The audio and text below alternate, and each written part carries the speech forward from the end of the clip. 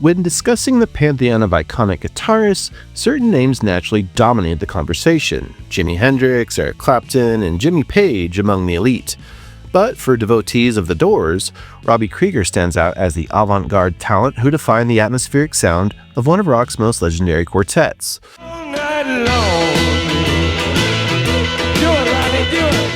So, is Robby Krieger truly a good guitarist?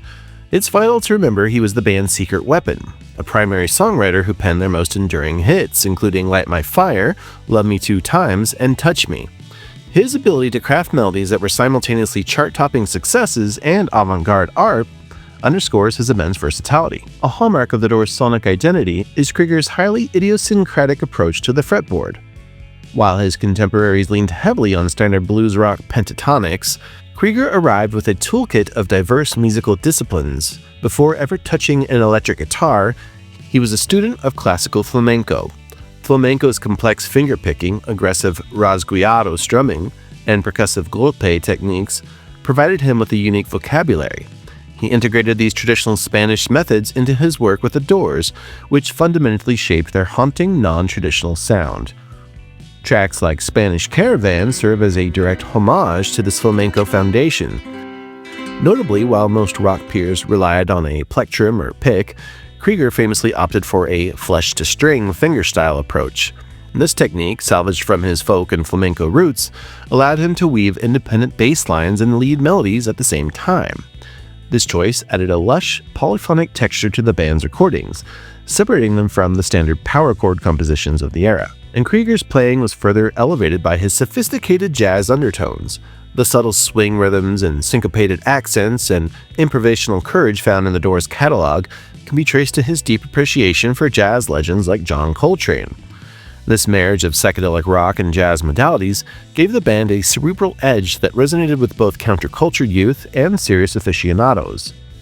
Perhaps his most impressive trait was his genre-blind fluidity. One moment he might unleash a fiery Mediterranean-inspired solo, only to pivot instantly into a soulful Delta blues riff. This stylistic elasticity not only proved his technical range, but also kept the audience in a state of constant anticipation.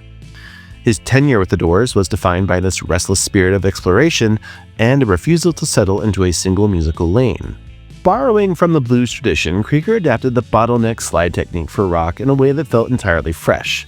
By gliding a glass or metal cylinder across the strings, he achieved a smooth, microtonal wail. These eerie, ghostly tones are most famously captured on Moonlight Drive, giving the Doors an almost supernatural atmosphere.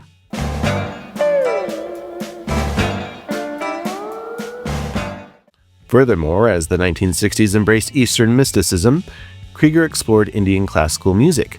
He frequently mimicked the meaned, slurring, and drone sounds of a sitar through his guitar.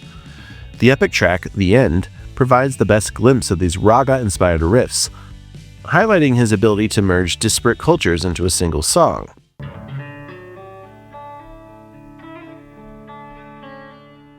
This innovation was rarely a solo pursuit. His telepathic collaboration with Jim Morrison was the engine of the band's experimentalism.